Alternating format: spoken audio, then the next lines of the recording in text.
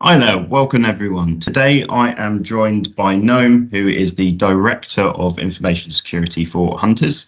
We'll chat through a little bit about what the team does and some interesting things that will be going on in the news, and then as always, some of our questions about the security industry. So thanks first of all, Noam, for joining me here today. Glad to be here. So to start things off, we'll get straight into it. For the audience then, for those that haven't heard of Hunters, could you give me a bit of an intro to what it does and how it does this? Sure, certainly. So Hunters is a next-gen SOC SIEM platform.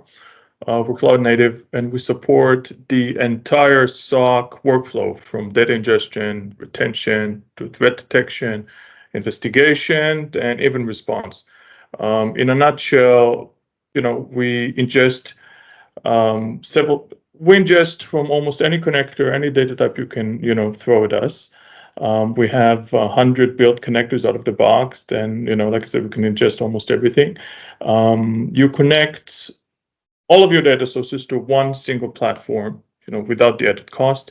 We don't charge by the amount of data or by the connectors, which is something most SIEM platforms do, but we do it by the assets. Our data retention is about 12 months, which is also kind of unheard of, and can be also unlimited. We reduce the noise in the SOC queue by 60 to 70%, and we actually show the SOC analyst or the information security people what really matters. And I think one of the best features that we have, which I've already mentioned, is the out-of-the-box connectors. If you look at native or not native, I would say legacy or classic SIEMs. If you wanted to integrate such a system within your organization, whether you're a medium-sized organization, even a small or an enterprise, that would take between 6 to 18 months. Okay, and this is from experience. With out-of-the-box connectors within Hunters, you can get up and going in a matter of weeks to a few months, depending on the size of the organization.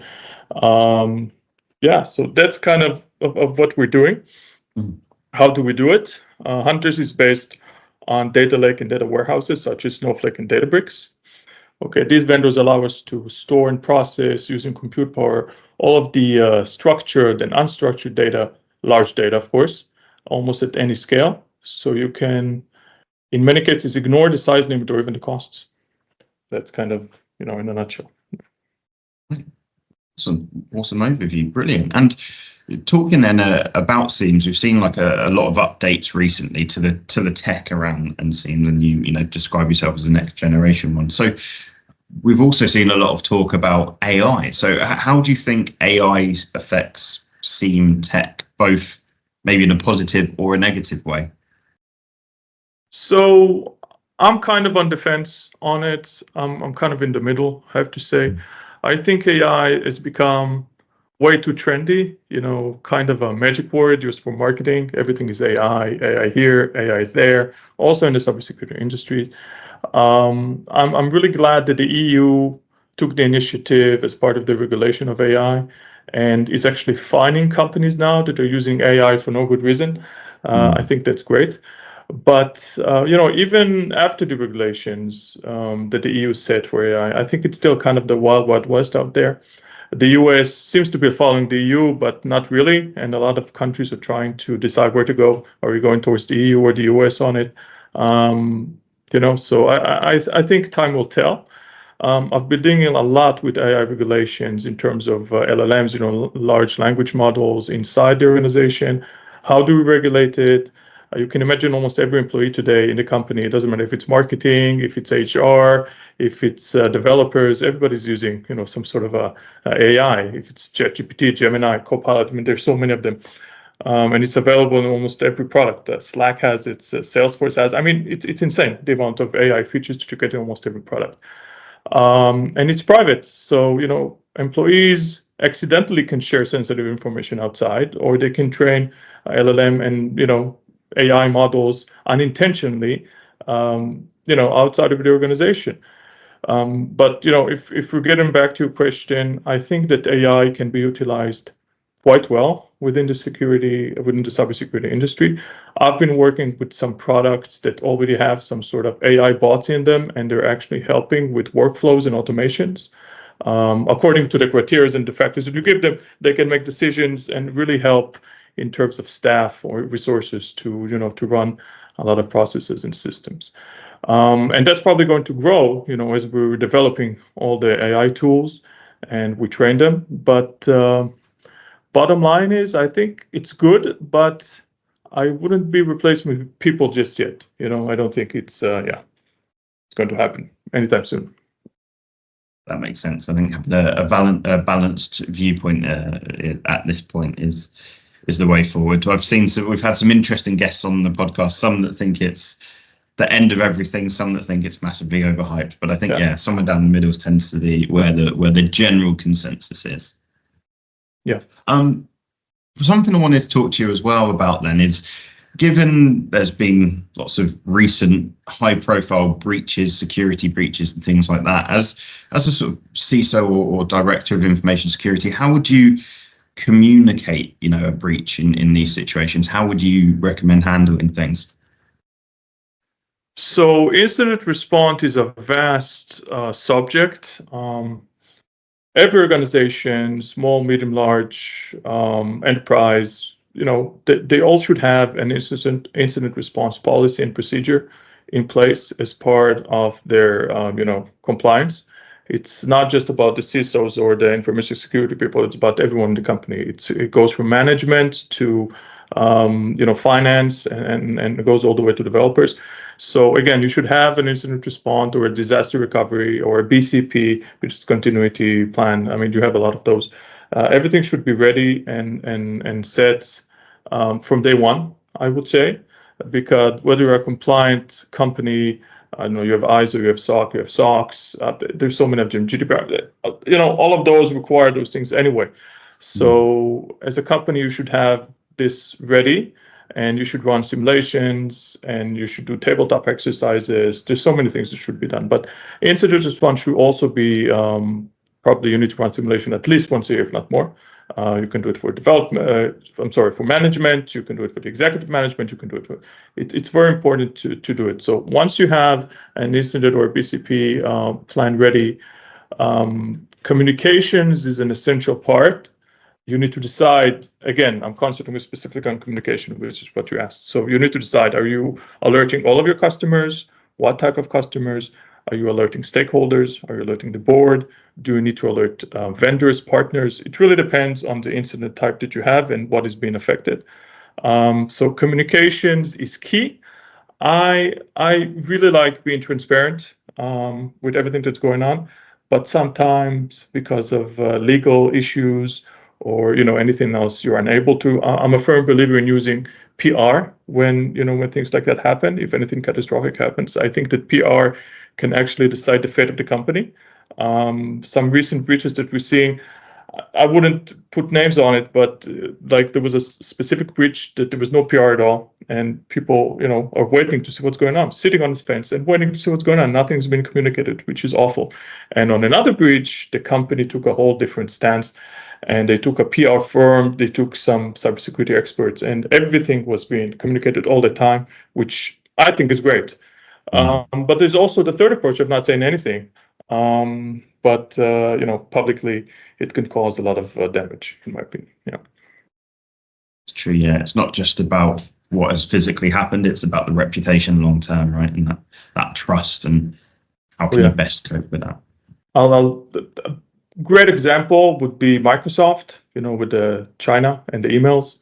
I mean, if it's a giant such as Microsoft or Amazon or any other huge organization giant, it seems like that we got used to it as a public and we don't care. It's like, oh, so it happened to Microsoft, that's fine. But if a small, medium-sized company that it happened to them, they could, lose everything. But yeah, it was kind of, oh yeah, you remember what happened to Microsoft a few months ago? Yeah, it's okay. Everybody just forgot about it and moved on. Yeah. Very true. Very true. So in general then, again, quite a broad question, but what do you think is the biggest problem in cybersecurity at the moment?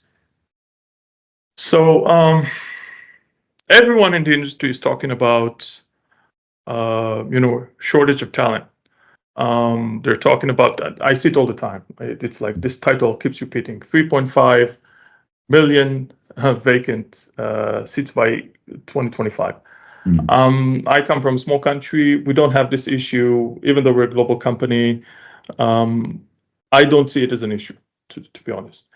So I don't find it to be such a huge issue. I think that one of the biggest issues that we have in the industry today, that it's the evolving landscape. I mean, cybercrime is such a lucrative business, and technology progresses all the time and constantly evolves. It's extremely hard to keep up with the latest security measures and tools. You need to invest more and more money as an organization. It doesn't matter if you're a big organization or a small organization. There's also the high costs of implementation. Everything's becoming expensive, and you're chasing your tail basically all the time. And a lot of organizations are left behind, and those organizations will have gaps. Because in the end, just as I said, it's about cost, it's about budget. I experience myself as a CISO. My budget keeps growing all the time. There's nothing to do. In every organization that I work, budget keeps growing in terms of security all the time. I think that's a major issue, trying to close the gap and technologically progress along with the evolvement of the landscape. Absolutely. No, totally makes sense. Fantastic. And then you mentioned there a little bit about the talent side of things, and I agree, a lot of it is scaremongering, I would say, to a degree, right? You can put out big numbers of people that big numbers of vacancies and things like that, but in reality, a lot of it comes down to training, and the people that are there, they maybe just don't have the same titles and things like that. But for those teams that are looking to attract and retain cyber talent, what advice can you give them? So first and foremost, I'm a firm believer in good people. I think that if you want good people, you need to surround yourself with them, trustworthy people. As a company and as a leader, you need to be able to invest in employees' development. People naturally want to grow and learn. I think this also benefits the company along the way. I think you need to get a really good work environment in the company. Again, whether you're a startup or an enterprise, one of the main reasons that I decided to join Hunters was because of the people. I knew some of the people, and visiting the company a few times during recruitment, I also saw the work environment, and it wasn't just a product, it was the people. It reminded me of a few companies that I've worked before at, that, the people are great. Of course, because of what we're talking about, salaries and benefits are, of course, part of the game. That's very competitive. But I would also really want to focus on work-life balance in terms of people. I come from the older generation, old school generation, where there was no work-life balance. You worked all the time. There was no, and COVID came and changed everything. So work-life balance became very important. I know it's very important for the younger generations now. It's like you can see on calendars, focus time. I didn't have that as a junior. We never had that. And speaking of juniors, I think a lot of teams shouldn't be afraid to take juniors. A lot of teams, companies, they want people with experience, but you can be surprised sometimes what juniors can do. If they can learn pretty quick. I think everyone will benefit from it. The employees and the company themselves. So it's all about the people. Totally agree. Yeah, when good people attract good people at the end of the day, and that's exactly what it was in your situation. So that's exactly. Fantastic advice for the audience. Well, thank you so much for your time, Noam. It's been great speaking with you. If the audience want to reach out, if Hunters sounds interesting at all to them, or any other topics, what's the best way for them to get in touch with you? So they can get in touch with me specifically on LinkedIn. I'm available. You can also find my email publicly. It's not something that it's hidden. You can go to the Hunter Security website and request a demo. That would be pretty quick. But again, we're available in plenty of contact methods, for everyone. So yeah. Fantastic, brilliant. Well, thank you very much, and thank you for the audience for watching. Cheers. Thanks, James.